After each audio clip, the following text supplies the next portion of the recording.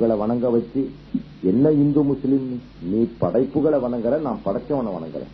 நீ you worship the creation, I worship the creator. நீ எந்த மதத்தையோ வணங்கிட்டு போ. ஆனா உன்னை பாரு, முஸ்லீமுக்கு எப்படி சோறு கொடுத்து விடுவான் தெரியுமா? நீ ஒரு பள்ளிவாசல உட்காந்துக்கோ, நான் ஒரு முசாவர், நான் ஒரு வழிப்போக்கன், எனக்கு கொஞ்சம் சோறு கொடுத்து விடுன்னு சொல்லு. ஏதாவது ஒரு முஸ்லீம் வீட்டுல எப்படி கொடுத்து விடுவான் தெரியுமா? ஒரு ஜிகுனா துணி இருக்கும், தஸ்தர் எப்படிதான் இருக்கும், மின்னும் அப்படி ஒரு தட்டுல வச்சு மரியாதையா கொடுத்து விடுவான். அப்படி அந்த துணி பத்தி வரலன்னா மானஸ்த சாப்பிட மாட்டான், தூக்கி வீசிடுவான். ஆனா நீ ஒரு ஏழை, பெரிய ஆனக்கார் சுக்கூர் வீட்டுல இருந்து கூட சோறு வரும்போது இப்படித்தான் வரும். ஏன்னா ஒரு சகோதரனுக்கு கொடுக்கிற அரசு மரியாதை மாதிரி எங்க புள்ள ஒண்ணு தலையில கீழே போட்டு மரியாதையா தூக்கிட்டு வரும். இந்த பாப்பா என்ன பண்றான், கோயில்கிட்ட தேங்காய் தூக்கிட்டு போய் ரோட்ல அடிச்சு உன்னை பொறுக்க விடுறான். சமத்துவத்தை பத்தி எவன்டா பேசுறீங்க? ஹைஜீனிக்கா இருக்க தேங்காய தரையில் அடிச்சு மண்ணுல கொண்டு போய் சேத்துல சகதியில அடிச்சு உன்னை பொறுக்க விட்டு பெருமையா சூற தேங்காங்களாம்.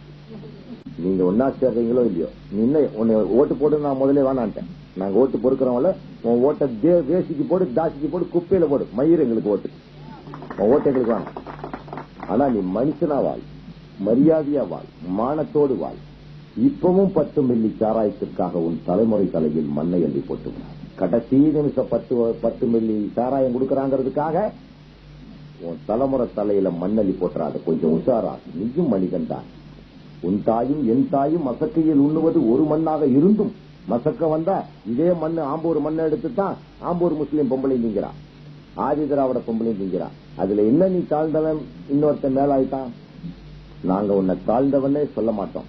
நீயும் எங்கள் சகோதரன், கடவுளின் படைப்பில் நீ ஒரு அருமையான படைப்பு. ஆப்பிரிக்காக்காரன் ஒரு கதை சொல்லுவான். நான் போய் ராபின்சன்கிற தீவுல நெல்சன் மண்டேலாவை வச்சிருந்த போது ஒரு 15 வருஷத்துக்கு முன்னாடி அகமது தீதாஜி நாங்க ஒருத்தரை கூட்டிக்கிட்டு நெல்சன் மண்டேலாவை பார்க்க போறேன். அப்ப அவரை ராபின்சன்கிற தீவுல வச்சிருக்கிறான். ஸ்பெஷல் பர்மிஷன் வாங்கி அவர் மகள் 16 வருஷம் அவர் ஜெயில இருந்த புதுசுல ஒரு 10 ஆண்டுகளுக்கு முன்னாடி சவுத் ஆப்பிரிக்கால போய் டர்பன்ல இருந்து இறங்கி ராபின்சன்கிற தீவுக்கு போய் பார்க்க போறேன். அப்போ எல்லா உலக சிறையில வர குழந்தைகளை கொண்டு வரக்கூடாது 16 வயசு இல்லாம. இங்கே அந்த சட்டம் இருக்கு. இங்க மனிதாபிமானத்தின் அடிப்படையில் நம்ம மத்திய சென்ட்ரல் பிரச்சனை விட்டுறாங்க. அவர் அவர் உள்ள போகும்போது பிறந்த புள்ள 16 வயசாச்சு. அன்னைக்கு தான் நெல்சன் மண்டேலா பாக்குறாரு. நான் தான் கூட்டு போறேன், கண்ணாடிக்கு நடுவில் அப்படி தொட்டு பாக்குறாரு. அப்போ சொன்னாரு,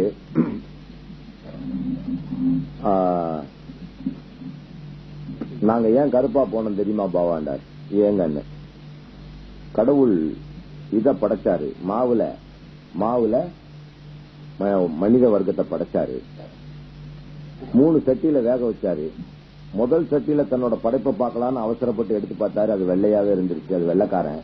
அது கடவுளின் அவசர படைப்பா போச்சு. அடுத்து கொஞ்சம் நிதானமா எடுத்தாரு.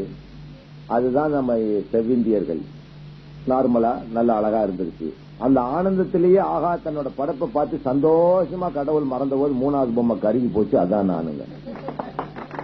கடவுளின் முதல் பொம்மை கடவுளின் அவசரத்துல பிறந்தது வெள்ளைக்காரன், கடவுளோட நிதானத்துல பிறந்தது செவ்விந்தியர்கள், கடவுளுடைய மறதியில பிறந்தது நாங்க. அப்படி சொன்னார்.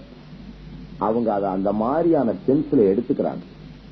அவருடைய வாழ்க்கை சரித்திரத்தை வெளியே கொண்டு வந்தது கூட பாத்திமா என்கின்ற பெண் தான். இன்று வரை ஆப்பிரிக்கன் நேஷனல் காங்கிரசின் முதல் வித்திட்ட அகமது ஃபரூக்கி என்பவர் இன்னும் சிறையில் இருந்து கொண்டுதான் இருக்கிறார்.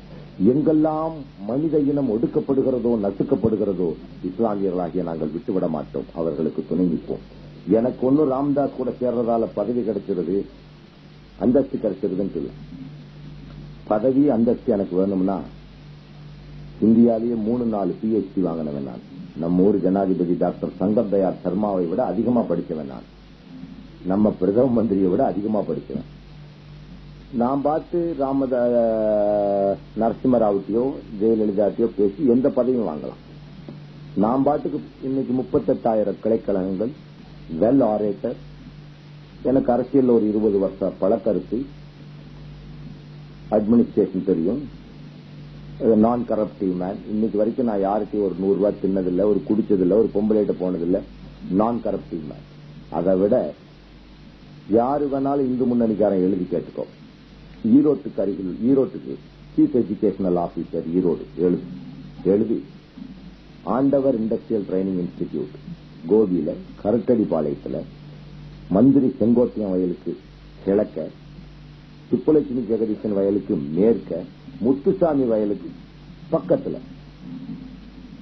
என்னோட 10 ஏக்கரா தாய் வீட்டுக்கு சீதனமா, தாய் வீட்டு பூமி, தாயாதிகளின் சொத்துல 1979 ஆண்டவர் தொழிற்பயிற்சி நிலையம் ஒன்னு ஆரம்பிச்சு. இன்னைக்கு அது பெருசா போச்சு. யாரை வச்சு ஆரம்பிச்சேன்? ஆதி திராவிடன் பிரின்சிபல், ஆதி திராவிடன் வைஸ் பிரின்சிபல், ஆதி திராவிடர்களே ஆசிரியர்கள், ஆதி திராவிட மாணவர்களுக்கு தான் அட்மிஷன். இன்னைக்கு அதுல படிச்சு 300 பேரை கொண்டு ஆரம்பிச்சேன். இன்னைக்கு 3000 பேர், கிட்டத்தட்ட 10,000 ஆதி திராவிடர்கள் இந்தியாவின் பல பாகத்திலும் வேலைக்கு இருக்காங்க. அங்க படிக்கிறவன அப்படியே வெளிநாட்டுக்கு அனுப்புறேன். ஒருத்தனை கூட நான் மதம் மாற்றம் செய்யவில்லை, தெரிந்துக்கும். மகாத்மா காந்தி கூட செய்யவில்லை. மனிதநேயம் என்று சொல்லிக் கொண்டு திரிகின்ற அரசியல் கட்சி தலைவர்கள் எவனும் செய்யவில்லை. என்னுடைய சொந்த பூமியில 10 வருஷமா நடத்திடுறேன். யாரு வேணா போ. கரட்டடிப்பாளையம், சீஃப் எஜுகேஷனல் ஆபீசர் ஈரோடு, எழுதி கேட்டு. உங்கள்கிட்ட ஓட்டு கேட்டோ நீ எனக்கு உதவி செய்வியாண்டா? நீ எங்கடா நிதானத்திலேயாடா இருக்கிற எனக்கு உதவுற மாதிரி? நிதானத்திலேயா இருக்கிற? நான் மனிதநேயத்தோட இருந்தேன்னு பின்னாடி ஒரு சமூகம் என்ன தேச துரோகிங்கிறான், உன்னை இன்னும் பணந்தூக்க வைக்கிறான், உனக்கு வர வேண்டிய சலுகைக்கான மண்டல் கமிஷனை வேண்டான்னு சொல்லி நெருப்பு குளிச்செல்லாம் ஆட்டம் போட்டவன் பிஜேபி காரனும், இந்து முன்னணி காரனும், விஸ்வ இந்து பரிஷத் காரனும், அவன் உங்களுக்கு கண்ணீர் விடுறான்.